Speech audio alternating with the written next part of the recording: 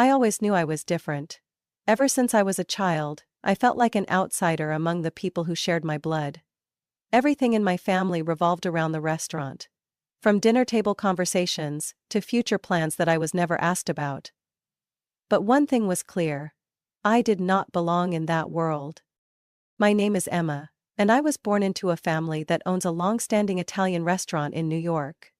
My father, Richard, is a tough man, his voice always booming like thunder, running the restaurant with an iron fist. He doesn't believe in weakness. There is no room for hesitation or daydreaming in his world. My mother, Diane, is a strong, resourceful woman who stands by my father's side, managing everything from the staff to every single dish that leaves the kitchen. To her, family isn't just about blood. It's an empire she and my father built together. And then there's Ethan, my older brother, the golden child of the family.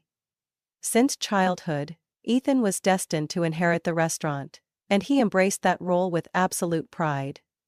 He was the perfect copy of my father. Strong, decisive, ambitious. He loved the restaurant, loved running it, loved the recognition he got from our parents. And me? I was just an outsider. The daughter who was always treated as if she didn't quite belong. I didn't hate the restaurant. I liked the smell of freshly baked bread in the morning, the way the neatly set tables glowed under the warm golden lights. But I didn't love it the way my family did. I didn't enjoy spending my evenings helping in the kitchen, didn't care for the endless debates my parents had about expanding the menu, and I certainly didn't appreciate being constantly pressured to learn to love the business. I loved plants. I cherished quiet afternoons in the backyard, where I could lose myself in the refreshing greenery, running my fingers over soft leaves, feeling the peace they brought. I was fascinated by books on botany, landscape design, and how people could turn an empty patch of land into a thriving paradise. But no one in my family understood that. Every dinner was a silent battle. "Emma, you can't keep living with your head in the clouds," my mother said, slamming her fork down on the table. "You need to be realistic. You're part of this family. And that means you have a responsibility to the restaurant." My father nodded, his voice ringing with an authority that left no room for argument. "Ethan is ready to take over, but the restaurant needs you too, Emma. We're a family. You can't keep running away from this." Ethan smirked, his voice laced with mockery. "Don't bother, Dad. Emma cares more about her plants than she does about real work." I tightened my grip on my fork but said nothing. I was used to comments like that. There was only one person in my family who truly understood me. Grandma Margaret. She lived in a small house on the outskirts of town, where she had the most beautiful garden I had ever seen. She never forced me to be someone I wasn't. Whenever I visited, she would welcome me with open arms and a gentle smile. "Everything in this world has its own place," she once told me when I was little, her aged hands gliding over the lavender plants. "Plants, people, dreams. As long as you know where you belong, you will find your path." I had always held on to those words. But as I grew older, the pressure from my family only intensified. I couldn't avoid it forever. The time would come when I had to make a choice. Stay trapped in the cage my parents built for me, or find a way to break free. The problem was, I wasn't sure if I was ready. I always knew this moment would come, I just didn't expect it to come so soon. That evening, the air in the house was as thick as the grease in the restaurant's kitchen. I sat across from my parents, while Ethan leaned back in his chair, arms crossed, watching with anticipation. Dinner went on as usual, but I knew what was coming next would change everything. My father set his knife down on his plate, his eyes locking onto mine. "Emma, have you given serious thought to your future?" I swallowed hard. This was it. Taking a deep breath, I clenched the napkin in my hands before looking up to meet his gaze. "I have, Dad. And I've made my decision. I won't be working at the restaurant. I want to study landscape design." Silence. A long, heavy silence that stretched longer than necessary. My father frowned as if he couldn't believe what he had just heard. Landscape. What? My mother set her fork down, concern flickering in her eyes. Ethan let out a dry chuckle, leaning forward as if he had just heard the worst joke ever. So, what? You're gonna make a living planting trees? I gritted my teeth. It's not just planting trees, Ethan. It's about transforming ordinary spaces into gardens, parks, and beautiful resorts. I love nature. I love the way people and greenery can coexist. That's what I want to do. My father's eyes darkened and he slammed his palm on the table, making the glasses rattle. Enough! His voice cut through the air like a blade, sharp and absolute. Do you seriously think this is a real career, a real job? Do you have any idea how many years this family has worked to build this restaurant? Do you know how many people would kill for the opportunity to inherit it? I clenched my fists. But I'm not one of them, Dad. I don't love the restaurant the way you and Ethan do. I can't spend my life in a place where I don't belong. Mom blinked anxiously but said nothing. Ethan, on the other hand, burst out laughing. Oh, Emma, you're so naive. Do you really think someone is going to pay you to play in the dirt and mess around with plants? Do you think you're going to be some famous garden designer one day? Anger boiled inside me. I don't need you to believe in me. I'll prove it. Dad crossed his arms, his eyes darkening. Then prove it on your own. I stared at him, waiting for him to say more. There's no way your mother and I are paying for you to chase this ridiculous dream. If you're rejecting this family, you're rejecting our support too. No tuition, no rent. His words fell like a sentence passed down in court. Mom turned away slightly, but she didn't protest. Ethan was still smirking, as if everything was going exactly how he expected. A sharp pain struck my chest, but I refused to let them see me break. I nodded, keeping my voice steady even as my hands trembled. Fine. I'll take care of myself. I stood up, pulled my chair away from the table, and walked off without looking back. I had no idea where I would go or how I would survive, but I knew one thing. I wasn't turning back. That night, I packed my things, trying to keep my tears from falling as each familiar item was quietly tucked away into my suitcase. As I zipped up my backpack, my phone buzzed. A message from Grandma Margaret. Come to my house, you'll always be welcome here. I took a deep breath. Maybe I wasn't completely alone. The next morning, I left my parents' house with a small suitcase and a lump in my throat. I didn't look back. There was no other way. I had chosen my own path. Grandma Margaret's house sat in the suburbs, about an hour's drive from the city. When I arrived, she was already waiting for me on the porch, her gentle face filled with understanding. No scolding, no unnecessary questions. She simply opened her arms and pulled me into a warm embrace. You're going to be okay, Emma, she whispered. I believe in you. Those simple words were the only validation I needed. Starting a new life without my parents' financial support was far from easy. I worked part-time at a small plant nursery to cover my expenses while focusing on my college applications. I wanted to study landscape design, but even after making my decision, fear still lingered.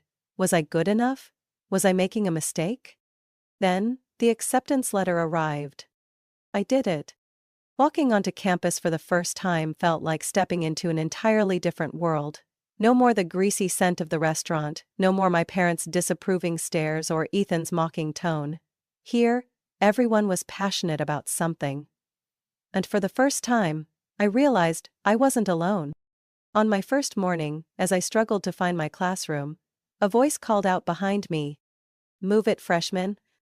I turned just in time to catch a flash of fiery red curls, before a girl nearly barreled into me, almost knocking the papers out of my hands.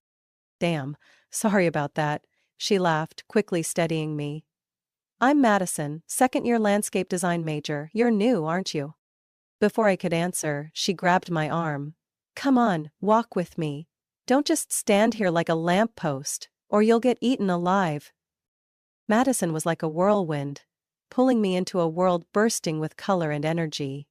She was passionate about plants, about every design, about every idea. Around her, I found myself feeling less anxious. The coursework wasn't easy.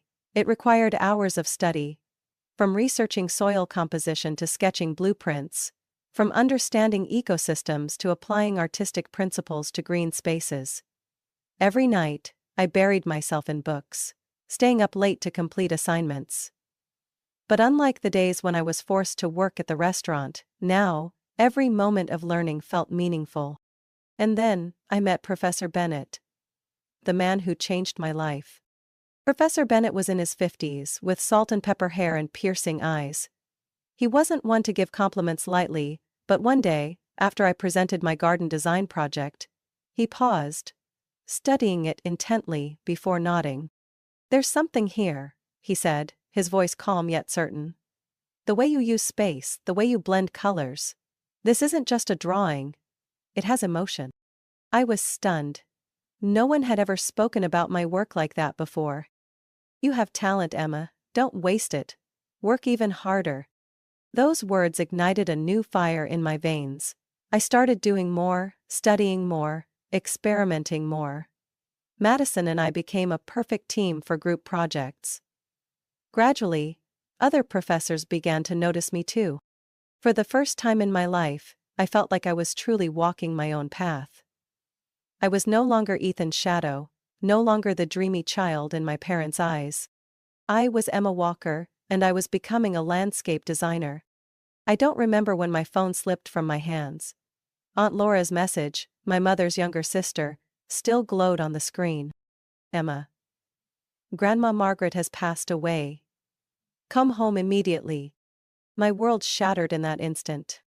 I bolted out of my dorm, barely registering Madison's voice calling after me. My mind was blank, my heartbeat frantic as I hailed a cab home. Grandma Margaret was the only person in my family who had ever stood by me.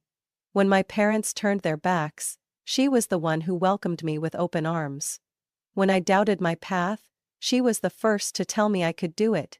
And now, she was gone. Suddenly, cruelly. When I arrived at her house, Aunt Laura was already there, along with some other relatives. The house I once called my sanctuary now felt eerily quiet. I stepped into the backyard, where Grandma and I had spent countless afternoons tending to every flower bed, every branch. But today, no one was there. Only the wind rustled through the lavender rows, carrying an emptiness that ached deep inside me. The funeral passed in silence. I stood by her grave, my hands cold, my heart heavy. There were no words to express this pain. But then, as if fate refused to leave me alone, something else happened. Something inevitable. Grandma Margaret's will was read. And I couldn't believe what I was hearing. She had left this house to me. I looked up, almost expecting someone to say this was a mistake. But the lawyer simply confirmed it in a calm, steady voice. Margaret wanted Emma to have this house, along with the entire garden. That was her final wish. The room tensed immediately. My mother, Diane, went pale. My father, Richard, clenched his fists. Ethan, as always, laughed. "This is unbelievable," my mother spoke first, her voice trembling with anger.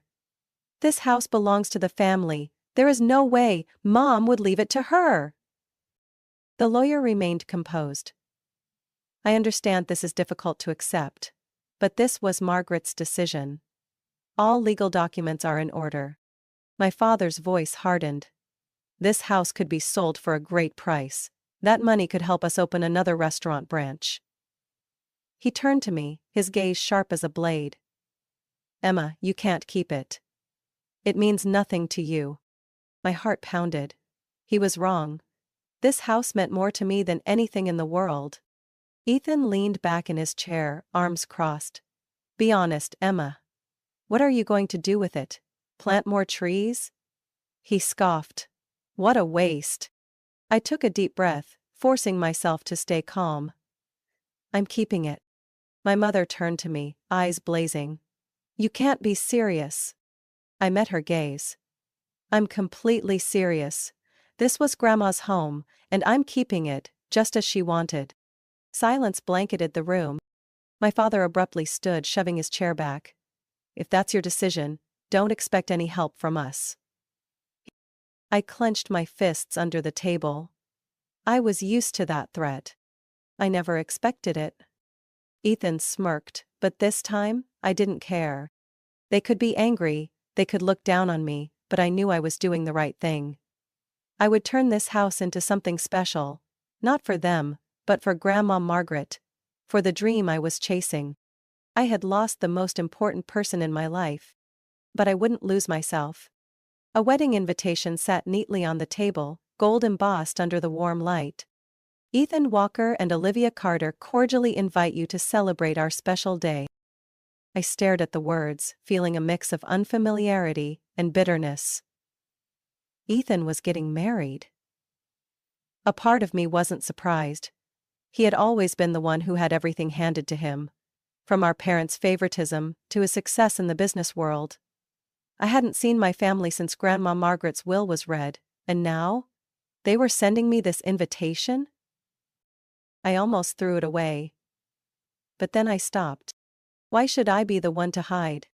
I had built my own career.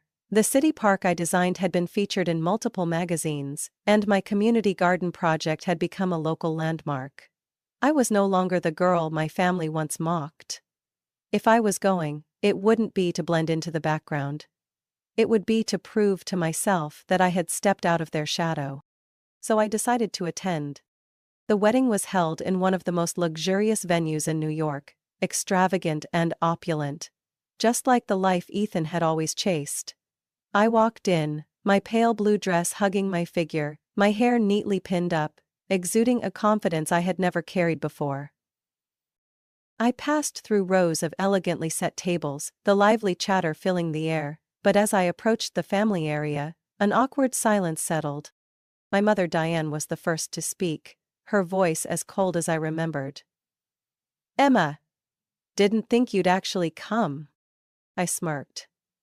Didn't think I'd be invited. Ethan stood next to his new bride, Olivia.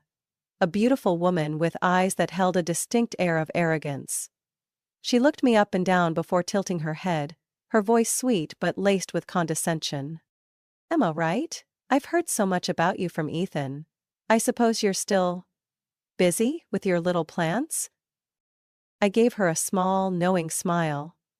Yes, except now, those little plants are landing me multi-million-dollar contracts and magazine covers. I sighed.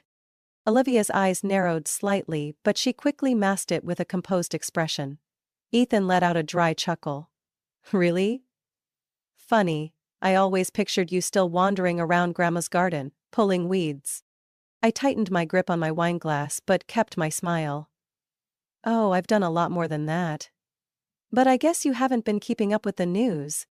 My father, who had remained silent until now, finally spoke, his gaze sharp. "This family doesn't have time to follow frivolous things. We're busy with real work." I let out a soft laugh. "Then maybe you should start paying attention. Because it seems like my frivolous work is gaining the interest of some very important people." At that moment, a voice rang out from the main stage. "Please give a warm welcome to the Mayor of New York." The entire room turned toward the stage, and I froze as I saw Mayor Robert Collins, one of the biggest supporters of my city park project, standing at the podium. "What a wonderful night to celebrate Ethan and Olivia," he began, his smile warm. "But before we continue, I'd like to take a moment to recognize someone special who is here tonight. A young talent who has completely transformed the landscape of this city." I felt the entire family table stiffen. "Emma Walker." All eyes turned to me as he gestured toward my seat. Emma is the designer behind the stunning transformation of our Central Park, a project that has redefined urban green spaces. She has brought artistry into every detail, turning it into a new symbol of the city. Applause erupted across the ballroom. I couldn't let this moment pass. Standing up, I walked toward the mayor, shaking his hand as my family watched, in stunned silence. After offering a few words of gratitude, I returned to my table, where my parents and Ethan still sat, visibly shaken. My mother finally spoke, her voice quieter than usual. "Emma? You actually did it?" I met her gaze, for the first time in my life, unafraid. I did. And I don't need anyone's approval to know that. Ethan gripped his wineglass tightly, clearly trying to mask his discomfort. Olivia whispered something in his ear, her expression irritated. I lifted my glass slightly, smirking. Congratulations, Ethan. And congratulations to the whole family, because now you can no longer dismiss the gardening girl. I turned and walked away, leaving them to stew in their own humiliation. My phone rang late in the afternoon while I was reviewing the design plans for a new project. I glanced at the screen. Mom.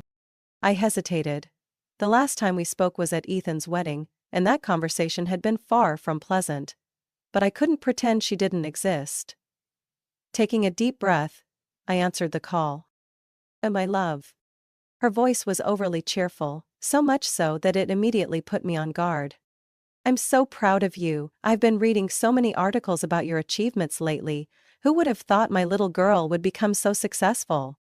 I stayed silent for a few seconds, trying to decipher what game she was playing. My parents had never cared about my work, at least not until it became valuable to them. Leaning back in my chair, I kept my voice neutral. I thought our family didn't have time to follow frivolous things like this. Mom laughed, but I could hear the tension beneath it. Oh, you know me, I just wanted to make sure you were doing well. Anyway, why don't you come home for a visit? It's been so long since we all sat down together. I frowned. Things couldn't have been more obvious. There must be a reason you suddenly want to see me, right? I asked bluntly. Mom hesitated for a few seconds before letting out a nervous chuckle. What are you talking about, Emma? I just want the family to be closer again. I shook my head, even though she couldn't see it. I don't have time, Mom. You say you want to make amends, but I remember very well who pushed me out of this family in the first place. Before she could say anything else, I hung up. 3 days later, as I was tending to Grandma Margaret's garden, a knock sounded at the door. Wiping my hands on my jeans, I walked over and opened it. Ethan stood there, hands in his pockets, looking uncomfortable. I crossed my arms, leaning against the doorframe. What now? He took a deep breath, trying to keep his voice casual. I just wanted to check in on you. I scoffed. You've never cared about that before. Ethan bit his lip, then sighed. Emma, I know I haven't been a great brother. But the restaurant business is struggling. Mom and Dad are under a lot of financial pressure. I know you're successful, and I waited for him to finish. Can you help us out a little? A cold fury spread through me. So this was why they had reached out. Not because they cared, but because they thought I could be useful to them now. I folded my arms tighter, locking eyes with him. Do you remember, Ethan? When I needed just a little bit of support from the family, what did everyone do? Dad cut me off financially, Mom mocked my career path, and you... I let out a short laugh. You ridiculed me every chance you got. Ethan looked away. I continued. But I'm not here to hold grudges. I just want to make one thing clear. I am not this family's wallet. You all made your choices, and I made mine. I built everything on my own without anyone's help. And now, I owe no one anything. Ethan clenched his fists, looking like he wanted to argue, but then he simply exhaled and averted his gaze. I took a step forward, my voice firm. You can leave now. Ethan opened his mouth as if to say something, but in the end he just gave a small nod and walked away. I shut the door, leaning against it. A soft breeze swept through the garden, rustling the leaves of the plants I had nurtured for so long. For the first time in my life, I truly felt free.